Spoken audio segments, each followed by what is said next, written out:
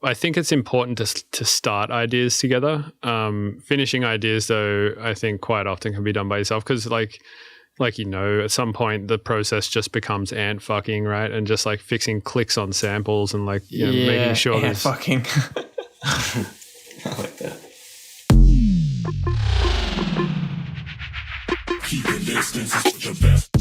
Welcome to the Mr. Bill podcast. I'm Anand Harsh, editor-in-chief of theunz.com, Bill's manager and upstairs neighbor. Today's guest is Eazybaked. The guys chat about Reason, Bitwig, and Frontier Airlines, pet drama at our house, and how I'm a king, which I never knew but always suspected. And of course, their new album, Intertwined, which is out now. 10 tracks featuring collabs with Of the Trees and Vector. Fantastic stuff. These guys are bosses. We're up and running on MrBillsTunes.com for this podcast. By subscribing for a low, low rate, you can get the podcast a week early and support the show. And if you bump up to the regular tier, you get all the things that hardcore Abletoneers get, like tutorials, sample packs, streams, project files, and more. Bill's been adding more micro tutorials to his HCA feed, and you can still get this podcast in your podcatcher of choice if you subscribe through the site. Easy peasy. Kill Bill, the collaborative project with Mr. Bill and Kill Smith, just announced its debut EP, which is going to be out on April 15th. Their star-studded mini-mix is also live on SoundCloud, so you can preview the EP.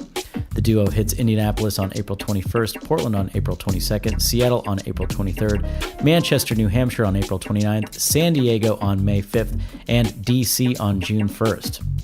Bill's doing solo sets at Disco Pussy in Vegas on May 3rd and Soundwell in Salt Lake City on May 7th. Both of those shows are with Ben and Canty of Z. Then Sunday, May 8th, he's headlining Soulfest in Florida. Bigfoot Electro is on Memorial Day weekend in Tennessee, and Tribal Connection is in Ohio on June 3rd. More Kill Bill and solo Mr. Bill dates are coming soon. Tickets at Linktree/Mr. Bill's Tunes. There you have it. Enjoy Bill's chat with Eazybaked. Hey, you're listening to the Mr. Bill podcast. Hey, you're listening to the Mr. Bill podcast. Hey, you are listening to the Mr. Bill podcast. Hey, you're listening to the Mr. Bill podcast. Hey, you're listening to the Mr. Bill podcast. Hey, you're listening to the Mr. Bill podcast. Hey, you're listening to the Mr. Bill podcast. Hey, you're listening to the Mr. Bill podcast. Hey, you're listening to the Mr. Bill podcast. Hey, you got listening to the Mr. Bill podcast. Hey, you're listening to the Mr. Bill podcast.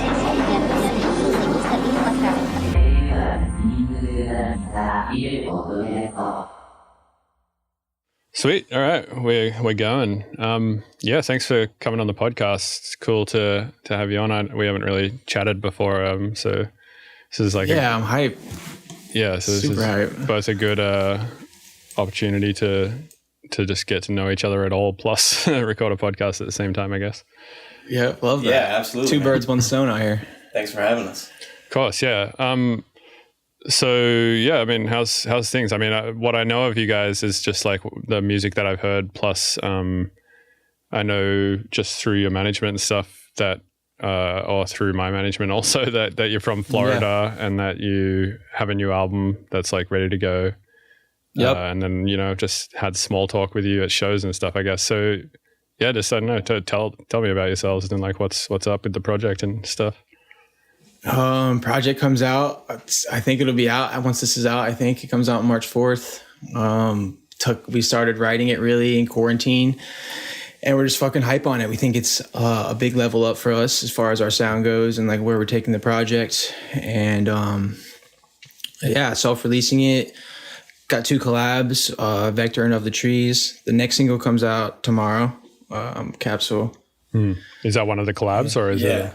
No, we have Of the Trees one is going to be like a surprise collab. So as far as people know, tomorrow's the last release, but we're going to do like here's the Of the Trees one, like a week before, or like the same week as the drop. Nice. So this episode won't be out until after the album's out. So anyone who like actually wants to go listen to these things can go listen to them right now. Yeah, that's so sick. It's crazy to think that. Yeah. We quite often record episodes in the future just because I don't know, I guess like I try to only put out like 2 a month, but there's just some times where I'm like more in the mood to have conversations than other times, like I'll go like months without wanting to have a conversation with anybody. And then there'll be like this big spurt where I'm just like, all right, I'm ready to record podcasts. Let's fucking chat. Yeah, exactly. Yeah, exactly. I'm like, let's talk, man.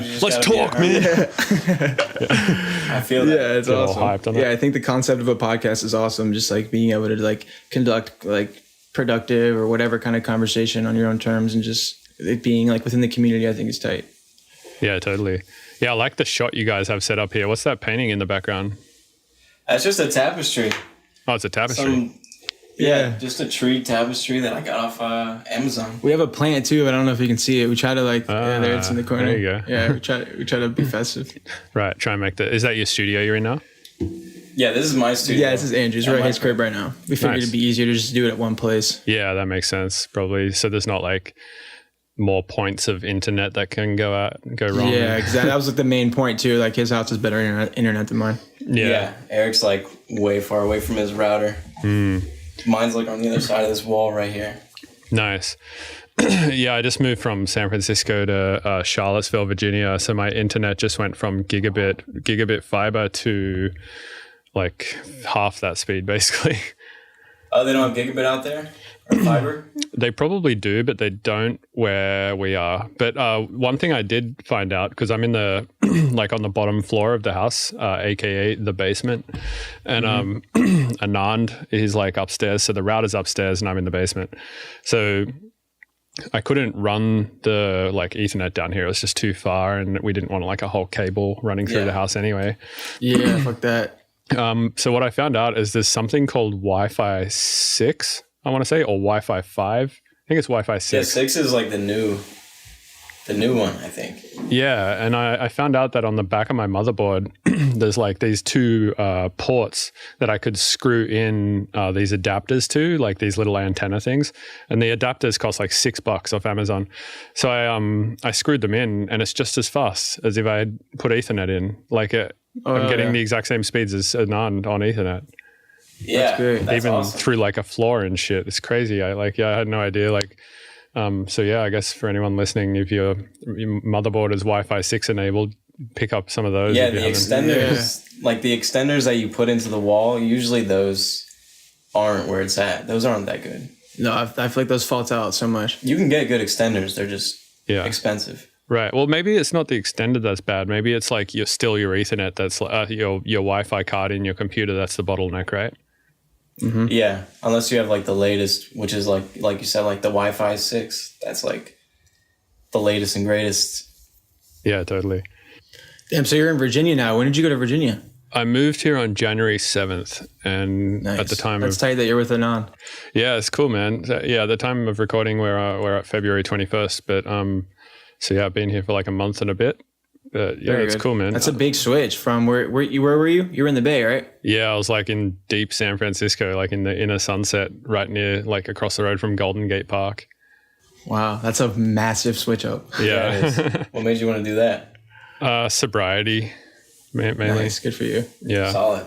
Virginia's beautiful, man. I love it out there. I I would love live this. out I mean, that we're like not far. We're not that. I mean, we're closer to you now than we were. Eric's Right. from West Virginia. Yeah, I'm from West Virginia, so I love it out in that area. Oh, dude. So my only knowledge of West Virginia is this video that I watched online about this family called the Whitakers, who are just like this inbred family.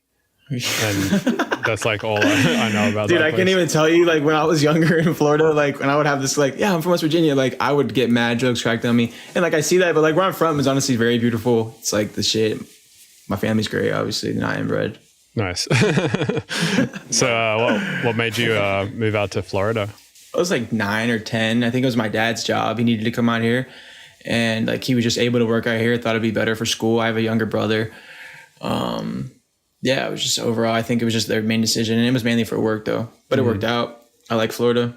Nice. And I mean, I met Andrew out here, so it worked out. Nice. Yeah. Yeah. Destiny. Cool.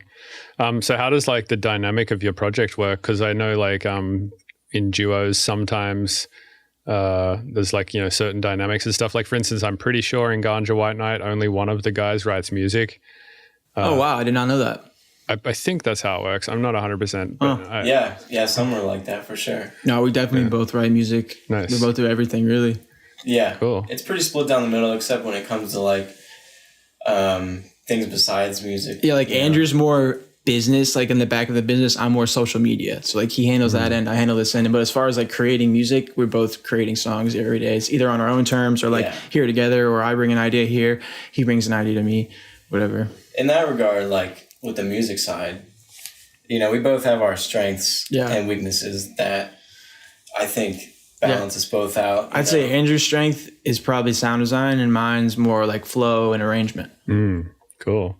Yeah, I feel like that's quite often the case, right? As people who are like sort of really technical minded and like more into like the sound design type of shit are often not very good at the flow stuff, but just because like I don't know, it's like a different skill set. Like being flowy and shit is more about just like vibing out and having a good time, whereas like being a good sound designer and a good mix engineer, that's a good point. It's a good way to look at it. And Andrew definitely has like a more technical mind. He's always just been more like tech savvy in general.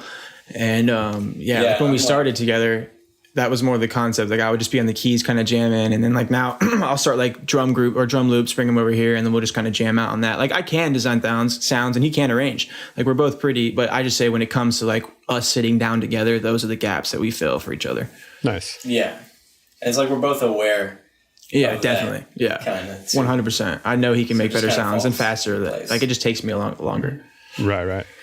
Yeah, I kind of have similar dynamics in duos that I'm in as well, where like one of the people will be like better at how many projects are you in? I know you're in Kill Bill. Kill Bill's one of them, and I'm also in Electricato, which is like a sort of house project I'm not familiar with that.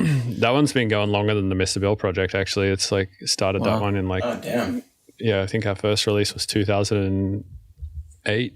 Something like that. So you like started like your introduction to electronic releases in general, or you had another project before Mr. Bill that was solo? I had another project doing releases before the Mr. Bill project. Yeah, it was like kind of psytrance and electro and house and shit. That's I want to peep.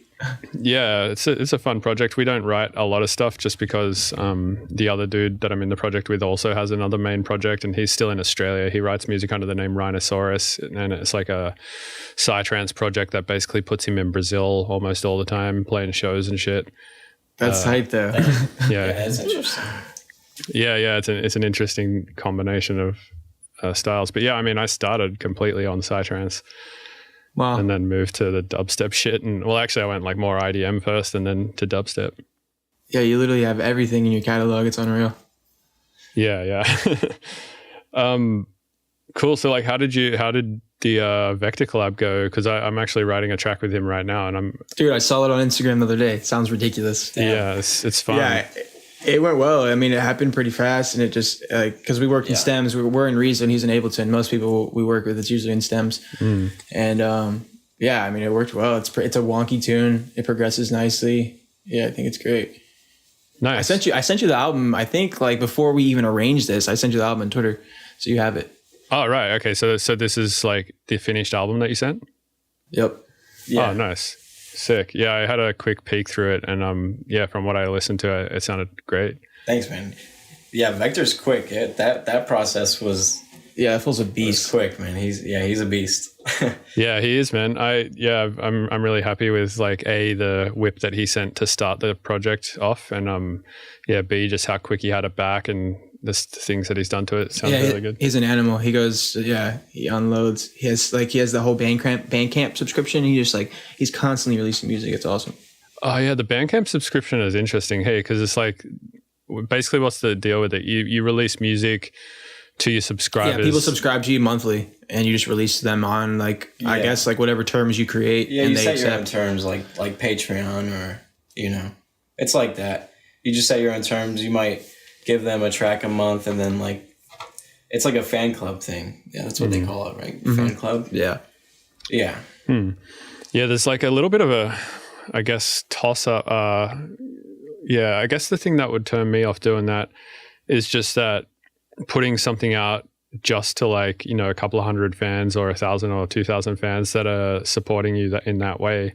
Like, yes, there's some monetary gain to it, but also like, if you're not that quick at writing music, you probably want to be putting tracks out that you finish, right? Rather than giving them to just putting them out to the masses. Right, because it's almost like it's like an investment where you put it out and like, sure, you don't make like a quick $3,000 off it or whatever, but like you potentially like buying yourself a lot more ticket sales in the future and whatnot and stuff like that. In which case, like it's remonetizable fans that are going to come to your shows and buy your merch over and over again and stuff like that.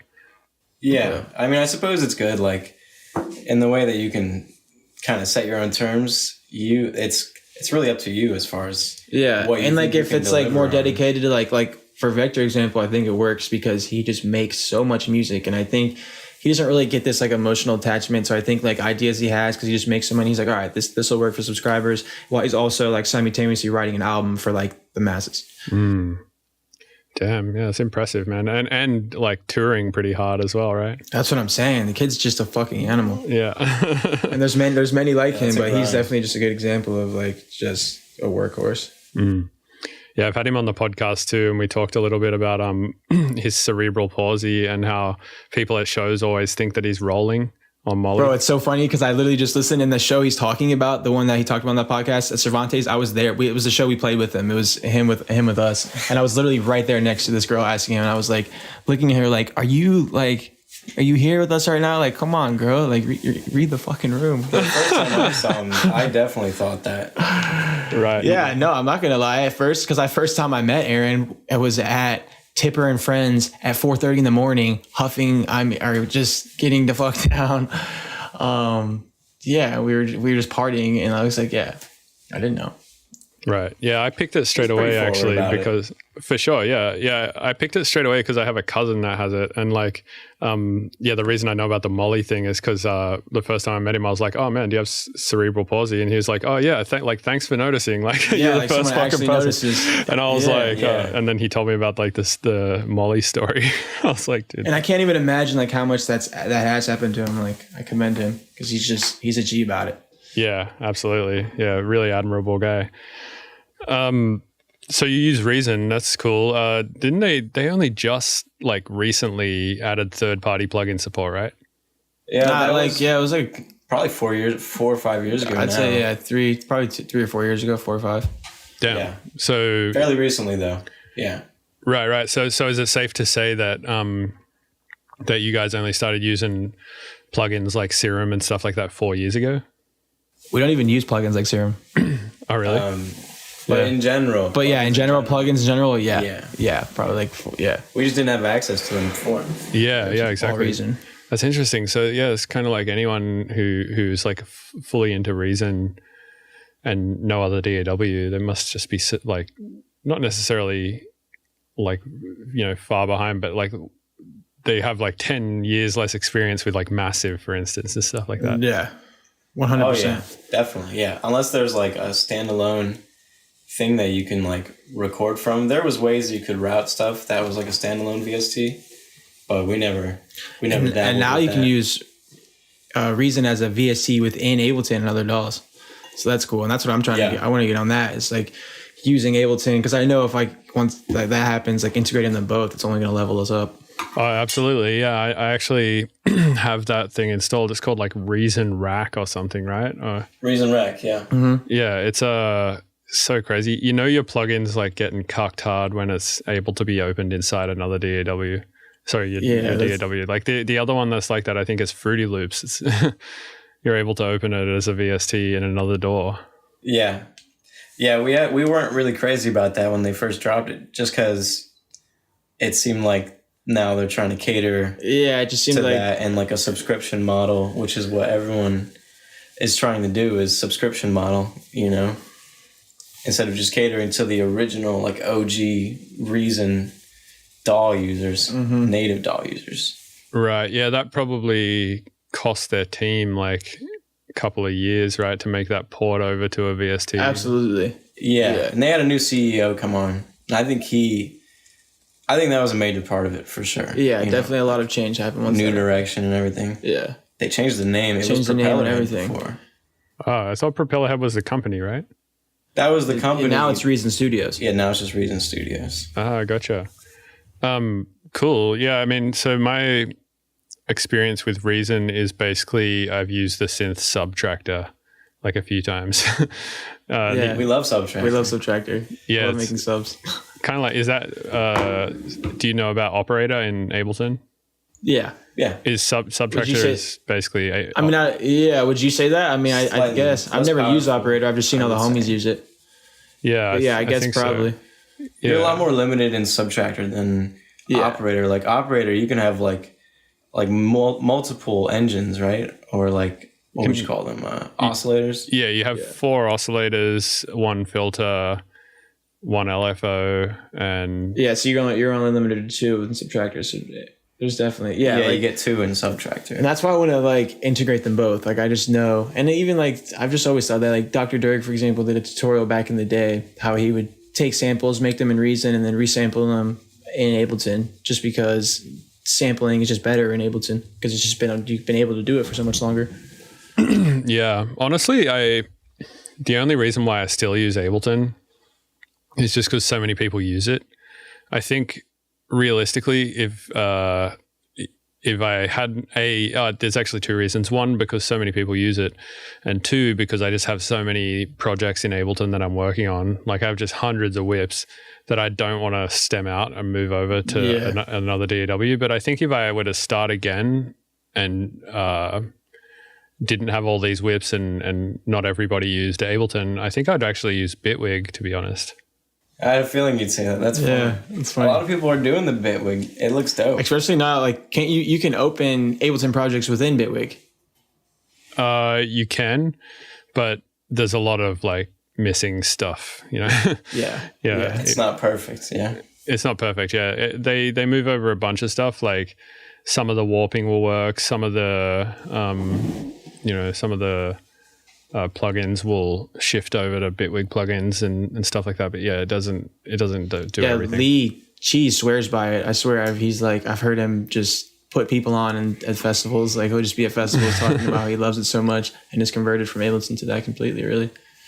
Yeah, and I mean, totally understandable. It's a really crazy plugin. DAW, sorry. Yeah. I noticed you're drinking out of a Audius cup.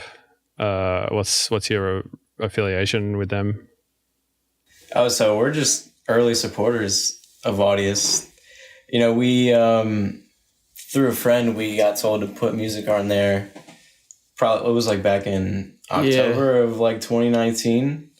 And we ran a remix competition with them as well, and I think that just got us kind of. Yeah, we did our first remix comp on our collab with S-Fame and G-Space, and then we ended up being lucky enough to get airdrop some tokens from them, and they're just really dope. They do dope stuff, and we just been rocking with them. Yeah, we they kind of helped us out a lot. Like with the airdrop helped us out like a big time. Yeah, that was awesome. Yeah, imagine like through 2020 or 2021 or whatever, when tokens popped off, you probably were able to sell out for quite a bit, right? Yeah. We didn't even sell just a lot, holding. But you know, that was back in like, and that was like my introduction, October 2020, or something like that. It was like my introduction to crypto, so it was like just using that to dive into more things. It was definitely a big help. Yeah, I just think it's great. I think it's great what they're doing. Yeah, to some degree, for sure. I feel like some article came out recently that was like bagging them out, and I reshared it just because it was interesting, but I honestly can't remember for the life of me what it was right now. I think that was a Billboard article talking about copyright issues with Audius. And because I mean, there is that. It's being decentralized. There's no, it's not like SoundCloud where it's going to flag the track for copyright. You know, you could post whatever you want on there, but you know, I don't know how that's the thing. They don't have any way to combat that at the moment. Yeah. It's got to be interesting. Hey, like, building a platform that houses content on it, such as like YouTube or SoundCloud or Audius or something. It's hard enough, I feel like, putting out music where you've used cleared samples or whatever, let alone a whole platform of uncleared samples by hundreds and thousands of artists who are mutilating these samples in such ways that it's not even easy to tell if they're in there and stuff like that. Yeah, like I'm sure record labels aren't too stoked about Audius. or like distribution companies. Yeah, I don't think record labels are stoked. I mean, at least the big record labels that were around back in the day when streaming wasn't even a thing. I don't think they're really stoked about the streaming industry at all. Yeah, period. Because it's like, it just defeats, it's just taking them out. Yeah, pretty much. Yeah. Speaking of distributing music and stuff, was it you guys that started the Lost Dogz collective? We didn't start it, but we were, I mean, obviously early in, like fourth or fifth members, but the Abelation and Untitled started it. I'm pretty sure it was Abelation's idea, and he was like 16 at the time, and Untitled was, he named it Lost Dogz. So it was like, nice. Yeah. And I hit Milano on SoundCloud, and we just became friends, and he hit me up on Messenger one day and was like, yo, I just got put in this Lost Dogz collective. And I'm like, yo, like, we're trying to like mob with some homies. Like, we want that collective vibe. And yeah, we had to like send them a rap or something for us to be in Lost Dogz. Send them like a quick rap or some shit. I don't even remember that. That's like the initiation. The initiation, process. yeah. Yeah. Like, you can only be in the club if you can do a sick rap. Yeah. We got sick ones. I think we got something to do with sick one or Player Dave, one of the two. Nice. Yeah, Player Dave's awesome. That's how I found out about Lost Dogz. Is I was in Spain at the time, and just every morning I would wake up and just go through SoundCloud and just dig and like try and find new shit, because there was not a lot to do out there for me because I didn't speak Spanish, so I couldn't really hang out with anyone. And the days off that I had there when I wasn't teaching, I was just like mainly just staying in the apartment and just chilling. Yeah. So I was Spain's the tight though. Yeah, it was cool, man. So I like went through SoundCloud a ton, and on a few of the days found like a bunch of good shit. And one of the cool things I found was Player Dave, and He's a G. Yeah, man, he's great. So I found that song of his, I think it's called Escape or something like that. Yeah, that's a good one. Yeah, classic. That's when we like started our collab, Kaluna, as well. But yeah, and that was on the EP with the one with G Space, right? The one that you wrote in Spain, I'm assuming. What's it called? What's it called? Lost in Spain? It's just called Last Day in Spain, because that was my last day in Spain. Yeah, that's on a different EP, but but yeah, it's this definitely started both tracks there, I think. But anyway, yeah, so I found out about Lost Dogz through Player Dave, and then dug into the Lost Dogz stuff, and yeah, there's a bunch of cool artists on there. Fuck yeah. Yeah, it's the homies, the fam. All just super talented homies. Right. Yeah, it's like super easy to stay. Like, I don't know, it's one thing that's helped a lot is being with them and just constantly staying inspired. It's like there's a slight sense of competition. I don't know. It's like we're constantly pushing each other, or it's like healthy, like, I don't know, it's good. So what would you say the difference is between a collective and a record label these days?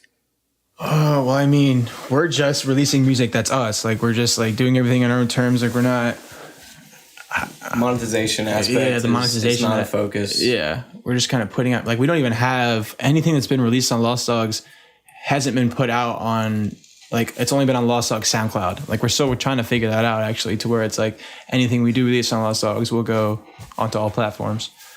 Right. Right, because they are just like for all intents and purposes, like a label that just puts stuff out on SoundCloud. I don't know. I would say collective is more so. Yeah, we're just literally just a collective of people, like, we're all just putting out this. I don't know. It's less formal. It's less formal, yeah, than a record label. Yeah, as far as like, put it. I've never like tried to think of differentiating the two. Yeah, it's just like not so much focused on monetizing, and more so just about the core vision, and yeah, just pushing a sound really together and trying to play shows together, and just we're in like a group chat, and like that was like we've kicked people out of Lost Dogz. We kicked them out of Lost Dogz because they weren't talking, and like it's like we're all like a group, just a bunch of homies that are like kind of talking throughout the week and always have been for the last like 6 years, just in this group chat. And yeah, just a collective. I don't know. That's like tough. I've never like thought about like why it's not a label, but it's just not. Nice. Well, yeah, that's cool, man. From what it sounds like to me, it's just a bunch of friends who just like, putting music out on on the internet and trying to further a sound together, which is to some degree I think what a label is. But I think in the difference, what it sounds like to me is that with a label it's like one person's vision, and with this collective it's like a bunch of people's vision. Yeah, like every decision is a group decision. Yeah. Okay, that makes sense. And you put out, not put out, you like both of you guys organize, from what I heard from Anand, a takeover at Okeechobee each year. Is that true? Or Yeah, well, the last 2 years, we did an Eazybaked and Friends, and then we do it again. Then Eazybaked and Friends. They do it like late night on the Incendia stage. Right. Like, why not call it Lost Dogz Takeover instead of Eazybaked and Friends? Well, because last year there was no Lost Dogz. It was kind of, I don't know if you know Shy, if you're familiar with Shy. She worked with Bass Rush. It was kind of her idea to like, because she wanted to give us just another slot, so we were just trying to figure out a way. And that year it was Tie Dye Kai, Killsmith, Vector, Angelic Root, and Sirius George. So it was like not really any Lost Dogz members, you know what I'm saying? But I don't know. It just makes sense because we're out here from Florida, so there's like, we grew up here, and there's a good amount of hype and inclusivity, basically. Because because they asked us to do the slot, and like last year they asked us to do the slot, and Andrew was literally having a kid, so he had to leave for he left after the first set day, which is the first time, our first set at Okeechobee, and then I played that slot solo, which I'd never done, and I was like, is there a way to just like, can we have homies come on here? And she was like, we'll just call it Eazybaked and Friends. So fuck yeah. And then we just ran with that. And I mean, the first year there was like 16,000 people, 15,000 people out there. It was crazy. For the Lost Dogz Takeover thing? Or for the Eazybaked and Friends. Takeover, Yeah. Damn, dude, that's a lot of people. How does touring as a duo work? Because I know with like bands and stuff like that, they essentially don't even tour to make money anymore because there's just like no point, you know, like they don't make any money as a band because it's just so many think of all the costs there is associated with like one person going on the road. There's that times 5 or 6 plus a sound guy plus a light guy, like all this crazy shit. So how does that work for you guys? Do you generally say like, oh, just one of us are going to go out for this just for the sake of saving money, or do you both go out to every show? We go out to every show. Yeah, we really like to just keep it. We feel like it's part of the gist, like the Eazybaked, like, I don't know, like you need that, like Andrew and I are very opposite, but the same, like that just that yin yang on stage. I feel like it's just part of the entire. Yeah. And it's not too bad. Like Andrew's good at finding flights. Yeah. As long as you're not, spending too much on flights, it's really not too bad. For you guys, it might work. Yeah. I've always thought for a duo, the airline that would make the most sense is Southwest, right? Because then you can get that companion pass and one of you can fly for $5 or whatever. Yeah, see, if we don't have that hub, though, I don't know. We don't have many Southwest flights out of Orlando. Yeah, we looked into it, but I don't know. Yeah, I guess it just didn't work out because a lot of times, too, Southwest doesn't go where we need to go. Or it's just, like, too expensive. Right. Yeah, I was with Southwest for a few years and I had the same kind of issues where like either the flights wouldn't go to where I needed them to go, or if they did, they'd be like crazy connections. So I switched over to United, and like for a while United was more expensive, but these days that I've built up so much status with them now that it's like fine. Yeah, you just like stick to one. That's the move. Totally. We're sticking with American for now. Only because they pretty much go everywhere that we need to go. It just works out. Yeah, because it's either the hubs we have are American or Frontier, right? Yeah, they've got like Frontier sucks, dude. Fuck Frontier, dude. I'm done. I'm so over it. Yeah, we've all had enough. Yeah, we've all had enough, period. Yeah, they on the front end look like, oh, wow, $30 flight, that sounds good. Yeah. They just gouge you at the airport. They're like, all right, now to get your bag on the plane, it's like $55. You got to travel. Yeah, exactly. With and then, exactly. You got to travel with like a backpack, if that. And fuck that. Yeah, it sucks. And the seats are like fucking tiny plastic ass like seats and shit. I hate it. No, it's not good. And they just bought Spirit too, which is like crazy to me. Crazy that they're now like monopolizing the low cost flight game, you know? Like, yeah. I think I don't know if it's going to be good. airlines like Frontier and Spirit probably made COVID worse, to be honest, because like one interesting point that Joel Deadmau5 brought up to me when we did our podcast was I was like, oh man, like, you know, 100 years ago, I guess I made the point that like, you know, hundreds of years ago, before science was really that good, you know, we had plagues and stuff like the bubonic plague and the Spanish flu and all that kind of stuff. And people probably didn't freak out quite as much because we like didn't really know what they were so much to the point where you could tell everybody about it. So everyone wasn't like looking at this minutia, not that COVID is minutia, it's like a serious thing, but like, you know, like if you get the flu, you're not like, or, you know, just a cold or whatever, you're not generally freaking out too much about it because you're just like, it's such a common thing and it's like, you're not aware of it so much, you know? Whereas with COVID, we're made so aware of it, I guess, through... We're so aware of this shit. Everyone's freaking out, yeah. Well, that's the difference now too, like, yeah. With, I guess what I'm saying is things that you don't know about can't hurt you kind of thing. So as much, you know? And and Joel was like, yeah, but, you know, back in the day of the Spanish flu, we didn't have fucking $29 Spirit flights.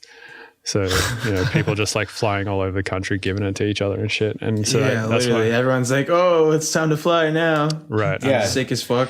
They make it so easy. Yeah. Exactly. Just take that flight to Puerto Rico. It's only just bring one $50. backpack. Just bring a backpack though. Don't bring luggage.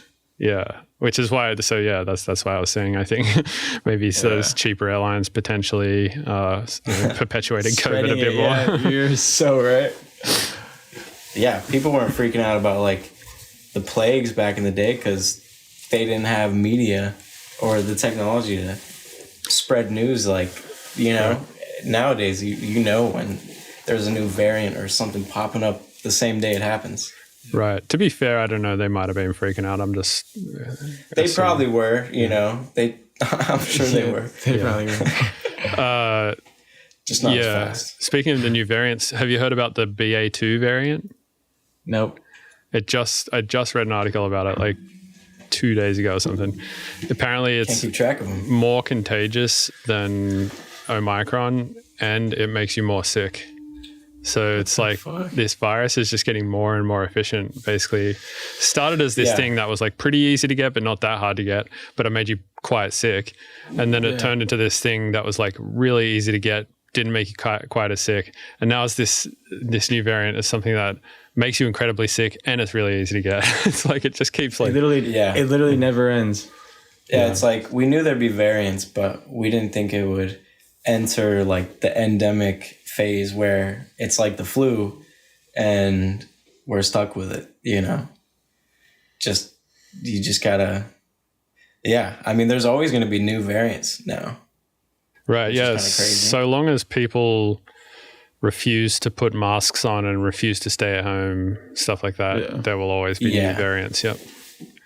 See, this is the thing. If everybody fucking just, and I know this is like such a privileged thing to say, but like, you know, because people just can't stay at home for weeks on end and all of that stuff because they have like rent to pay, they have food to pay, all that kind of stuff.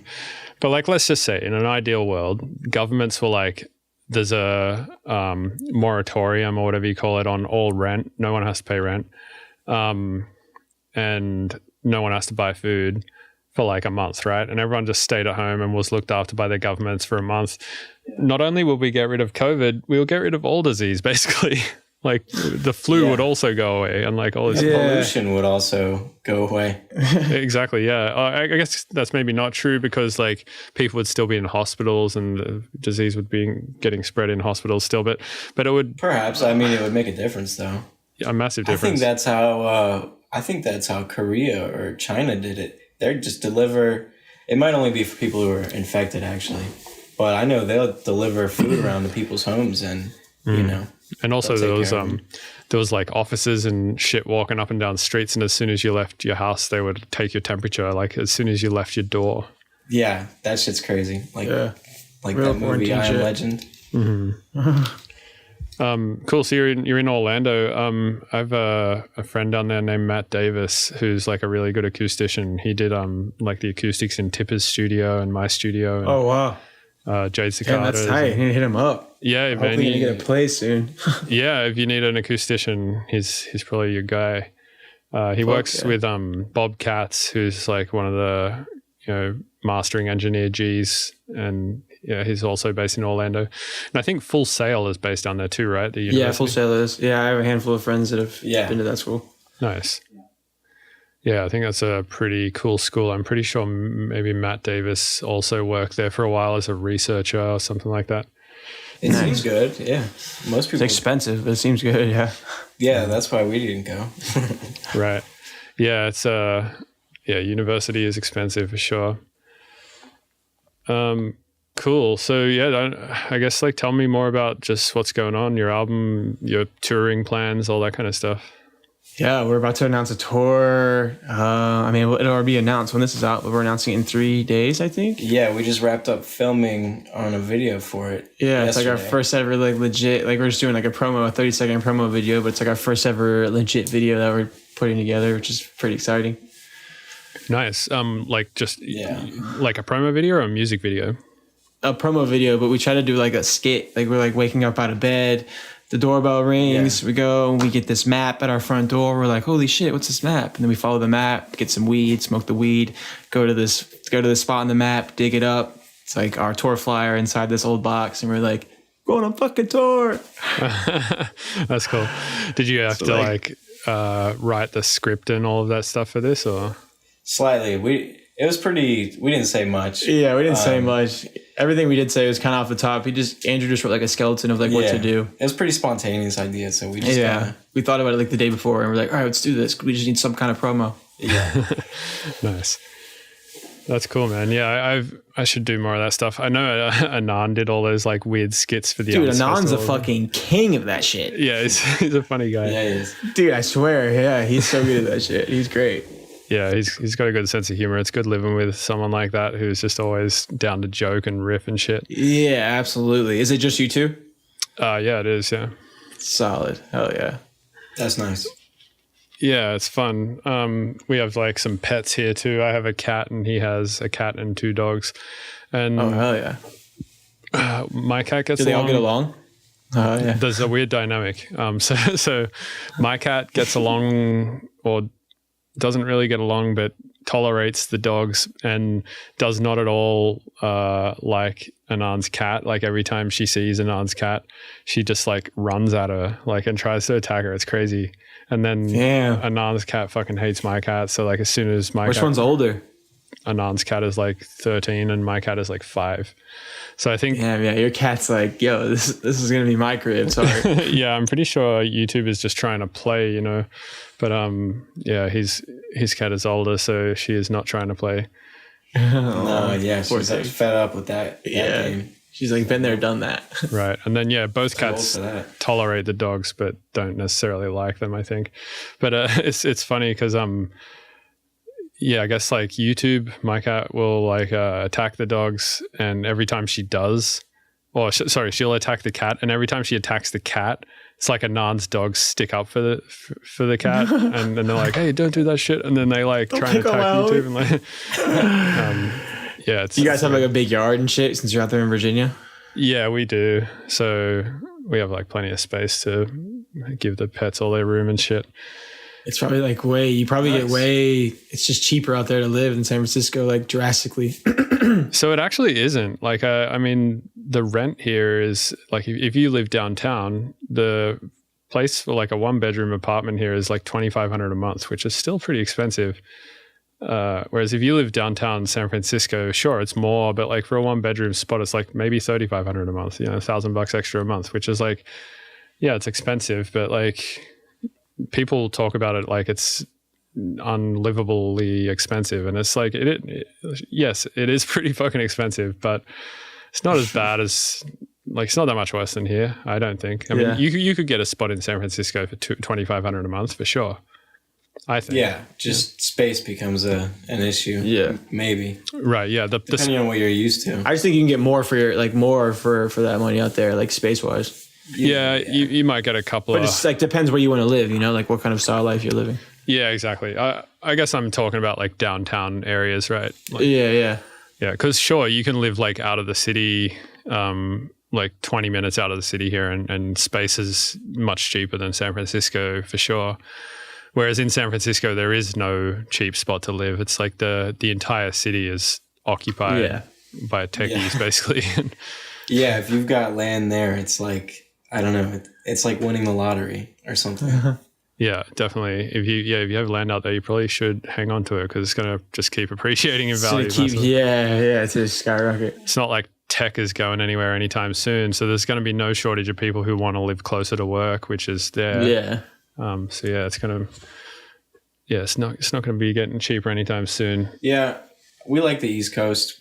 I like the East Coast. I love the East Coast. I'll probably stick See, I think I love visiting the West Coast. I don't know if I could I could permanently live there, but I don't know. I'm definitely an East Coast boy. I'll just stay out here and go sporadically visit the West Coast throughout the year.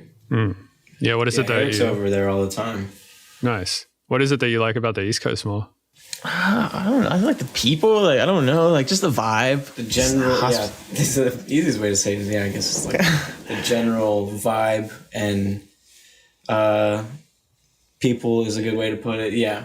Yeah, I mean, people are great in the West Coast. Don't get me wrong, obviously, but I don't know. It's just like Southern hospitality, especially down here. I don't know. It's just like, it's just different. It's just different. I like it. Yeah. I love the West Coast too. Southern hospitality is a thing for sure. Yeah.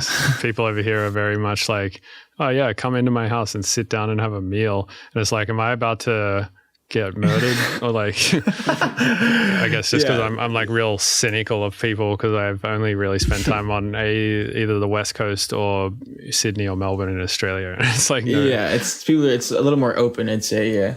Yeah. Definitely more inviting, I'd say. Yeah, that's a good word for it. Somewhat.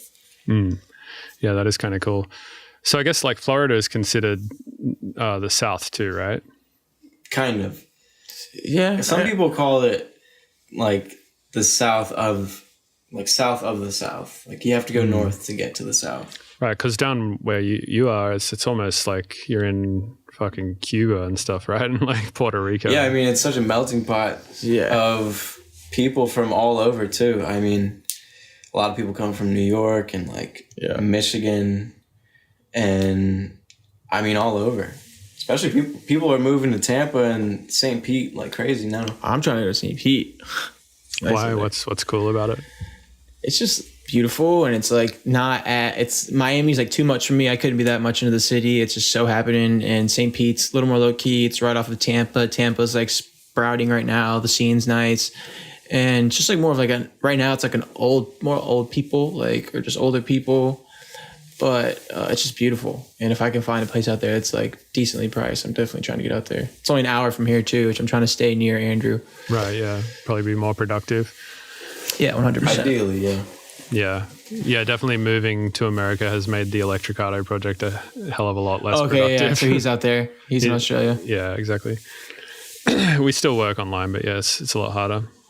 Yeah, I feel Andrew and I can definitely work remotely, but I don't know, we flow very, very well when we're together. Yeah, we definitely get a lot more done together.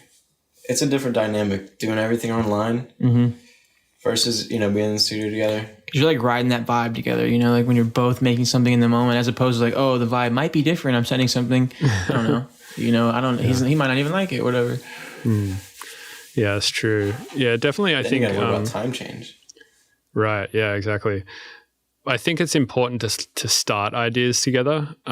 Finishing ideas, though, I think quite often can be done by yourself because, at some point the process just becomes ant fucking, right? And just fixing clicks on samples and making sure there's making sure there's not 1 dB too much 300 hertz in your snare. Yeah, that's very true. A lot of our tracks have been finished like that too. They get started together and then we'll finish them on our own terms, just nitpicking, both of us just taking turns nitpicking and being crazy. Yeah, exactly. Yeah, totally. Cool. Well, yeah, anything else that you want to plug before we wrap?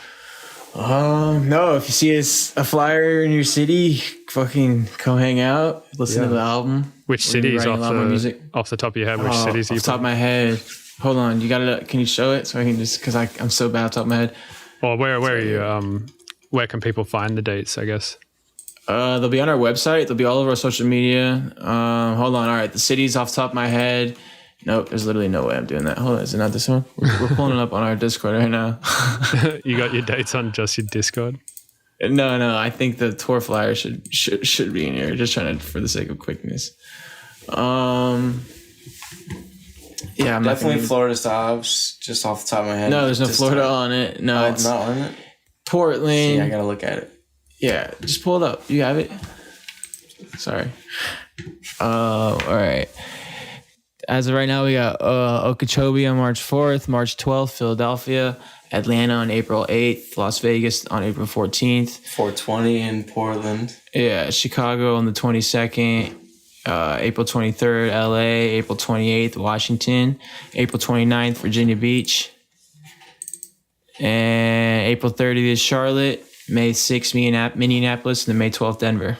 Cool. That's pretty stacked too. What's that, like 10 dates or something? Yeah, I think it's like 10 or 12 or 13, something like that. Yeah, something and like I think there's going to be a few more that they're going to add. It says more to be announced, so. Nice. So yeah, but now, like by the time this is out, we'll probably be halfway through the tour. Yeah, exactly. Yeah. Yeah. When does it come out? Shit. I mean, probably sometime in March. So, okay, word. So yeah, I mean, you'll either be on tour or just about to start. So yeah, fuck yeah. So yeah, man. Well, check us out, yo. Eazybaked, baby. Yeah, album's out March 4th. Tour starts when? March 3rd? March 4th. March 4th, yeah, Okeechobee. Yeah. Great, all right. Yeah, see somebody there. So yeah, if people want to go check out the new album, it's on probably all your shit, like Spotify. Eazybaked is spelled with a Z, not a Z, not an S. Not an S. Yeah. No space. No space. Way to clarify. Cool. Well, yeah. Thanks for joining me on the podcast. I appreciated this chat. It's good to get to know you guys at all, really. And right, 100%. This is a good way to do it. Yeah, hopefully we chat more. And it's been a pleasure. Appreciate you, Bill. Of course, yeah. Thanks. Yo, what's up? Thanks for listening to the Mr. Bill podcast. This show is produced and edited by Robert Fumo. You can get early access to the show by going to my website, MrBillsTunes.com, and paying me instead of Patreon. And remember to go rate and review on iTunes, or I'm going to come to your house and punch your dog in the throat, upper deck your toilet, and fuck your partner. Note, I may or may not do those last couple of things. You should probably just go rate it on iTunes or Spotify or whatever it is that you listen to the podcast on, because it really helps the podcast. But just know that it'll go a long fucking way to me not doing those things if you do go do that. So just putting that out there.